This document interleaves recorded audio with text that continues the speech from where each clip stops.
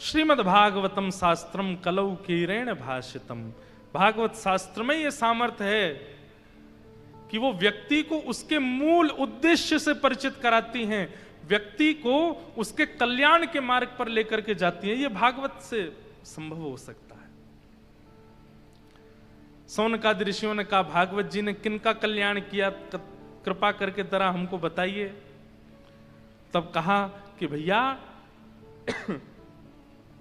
एक बार नारद जी महाराज भ्रमण करते हुए बद्रीनाथ गए और श्री बद्रीनाथ धाम में सनत कुमारों ने नारद जी से कहा, हे नारद जी, आप इतने व्याकुल क्यों हो, क्या बात है? तब नारद जी बोले कि मैं पृथ्वी पर गया था, पर पृथ्वी पर सब कुछ देख करके मैं बड़ा व्याकुल हो गया। क्या देखा तुमने? अहम तुम पृथ्वीं यातो ज्ञात्वा सर्वोत्तमामिति पुष्करम च प्रयागम च काशी गोदावरी तथा हरिक्षेत्रम कुरुक्षेत्रम श्रीरंगम सेतुबंधनम एवमादिषु तीर्थेषु ब्रह्माण इतस्ततः। मैं सब जगह गया पर मेरे मन को शांति नहीं मिली। कहां कहां गए? तो यहां पर लिखा है पुष्कर, प्रयाग, काशी, गोदावरी माने द्वारिका, हरिक्षेत्र माने हरिद्वार, कुरुक्षेत्र, श्रीरंगम, सेतुबंधनम मतलब रामेश्वरम, सब जगह गया लेकिन मेरे मन को कहीं भी शांति नहीं मिली। नारद जी महाराज कह रहे हैं कि जब तीर्थ क्षेत्रों में शांति नहीं मिली तो फिर जो बड़े बड़े शहर हैं वहां की हालत तो आप लोग समझ ही जाओ क्या हो रही होगी। और ये बात आज की नहीं है, हजारों वर्ष पहले नारद जी कह रहे हैं, तो आज तो सोच लीजिए अब क्या ये हो रहा होगा। नारद जी महाराज कहते मैं सब जगह गया, मैंने बिल्कुल विपरीतता का दर्शन किया। लोग दिखाते कुछ हैं और हैं कुछ और। बंधुओं, पहले तो दो ही रूप थे हमारे, दिखाते कुछ और थे, अंदर कुछ और। अब तो तीन रूप हो गए हमारे, वैसे कुछ और हैं, अंदर से कुछ और है, सोशल मीडिया पे कुछ और हैं। तीन रूप हो गए हैं। अभी सोशल मीडिया वाला एक नया रूप और आया हमारा। अब ना तो बाह्य रूप की चिंता रहती है ना आंतरिक रूप की चिंता रहती है, वहां कैसे दिख रहे हैं उसकी चिंता रहती है। अभी पता नहीं और क्या क्या आने वाला है संसार में, वहां का अलग रूप है।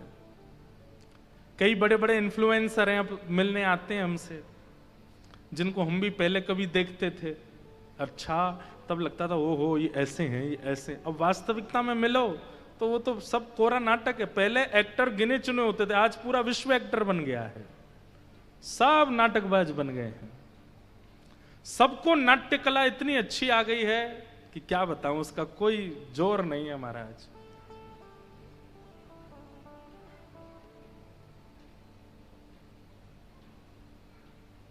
घनघोर कलयुग उस दिन प्रारंभ हो जाएगा जिस दिन पूरा विश्व बहलूपिया होगा।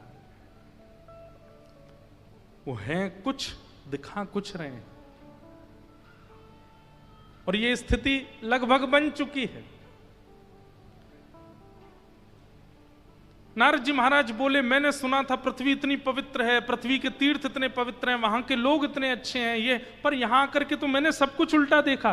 क्या देखा? बोले सुमंद मंद मंदा सुमंद मतयो मंद भाग्या युपद्रता पाखंड निरता संतो विरक्ता सपरिग्रह तरुणी प्रभुता गे शालको बुद्धिदायक कन्या विक्रयणो लोभा दंपती नाम च कनकनम आश्रमा यवनैरुद्धा तीर्थानि सरितस्तथा।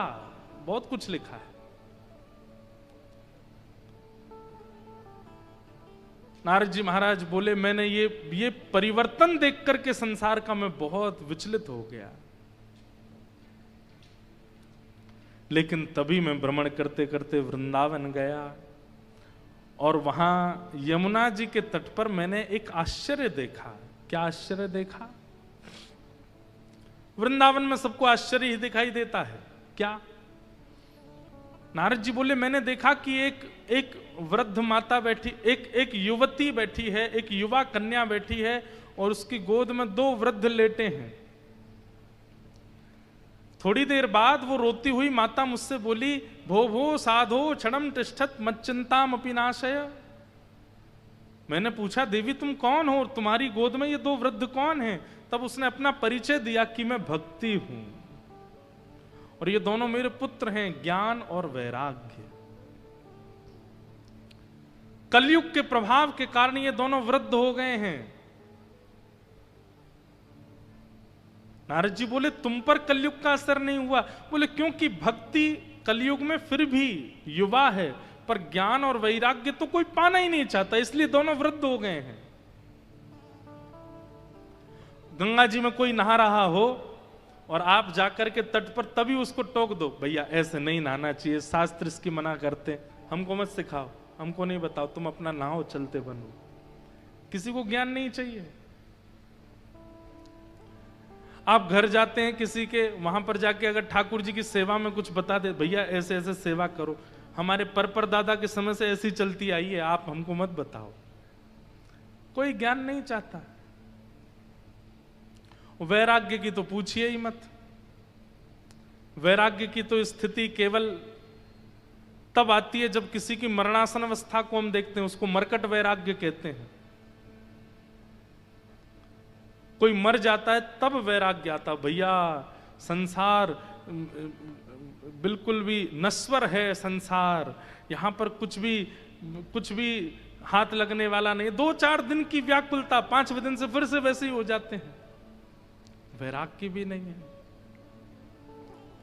बंधुओं एक बात हमारी बहुत ध्यान से सुनिए, व्यवहार का निर्वहन कीजिए, संसार में जो जो आवश्यकताएं उन व्यवहार में रहिए, पर मन में वैराग्य रखिए। मन में इस बात को जानकारी रखो, भले ही मैं बहुत बड़ा घर बना रहा हूं पर ये मेरे संग रहने वाला नहीं है, भले ही मैं बेटे के लिए कर रहा हूं, ये कर रहा हूं, पर भाई एक दिन सब दूर हो जाने हैं। भले ही मैं इसको अपना मित्र बना रहा हूं, इसको अपना साथी बना रहा हूं, इसको अपना संगी बना रहा हूं, पर ये सब स्वार्थी हैं, ये चित्त में रखना चाहिए। हम तो एक बात, अपनी निज बात बतानी नहीं चाहिए, पर सत्य बता रहे हैं। कथा करते करते ऐसा हो गया कि कोई माला भी पहनाता ना, अभी की नहीं कह रहा हूं, कहीं कहीं तो भी उसमें लगता है थोड़ी देर बैठने के बाद पता चलेगा किस स्वार्थ से माला पहनाई थी, चाहता क्या है। तो माला भी ऐसे ही नहीं लाए हैं। और फिर पता महाराज जी एक फोटो, बगल में एक फोटो। आजकल प्रणाम बदल गया, फोटो ही प्रणाम है। पहले प्रणाम करने के लिए कहा, आज मैं सुबह सुबह पढ़ रहा था 10 नामापराध और फिर उसके बाद 32 सेवा अपराध। 32 सेवा अपराधों में एक अपराध पता है क्या है? एक हाथ से पैर छूना, ये अपराध है। कौन समझाए बच्चों को? कई तो यूं आते हैं, अब उसको उस समय टोक दे तो बुरा लग जाएगा। प्रणाम कैसे होना चाहिए हमें यही नहीं पता है। और बल्कि ऐसा 32 सेवा अपराधों में ऐसा वर्णन है कि एक हाथ से जैसे ही आप प्रणाम करते हो तो कम से कम 10 गंगा स्नानों का पुण्य नष्ट हो जाता है। एक हाथ से प्रणाम करना। अपराधों की तो संख्या ही बहुत है। 10 नामापराध मैं लिख के भी लाया, मैंने कि वैसे कहा है मैंने कथा में 2-4 बार, पर भाव था कि बीच में किसी दिन अवसर मिलेगा तो कहूंगा। ध्यान से सुनिएगा। सबसे पहला, संत उपेक्षा। किसी भी वैष्णव संत की उपेक्षा। जैसे 4 लोग आप बैठे, कथा करके हम चले गए, हमारे जाने के बाद ही बोलने लग गए। ये महाराज जी की बद्रीनाथ में हमने कथा सुनी थी, वहां ज्यादा बढ़िया बोल रहे थे, वहां पे ऐसा कहा था इन्होंने, ऐसा कहा था इन्होंने। पहले छोटे वाले इंद्रेश जी बढ़िया थे, अब बड़े हो गए हैं, ये वो वाले बढ़िया थे। ये उपेक्षा।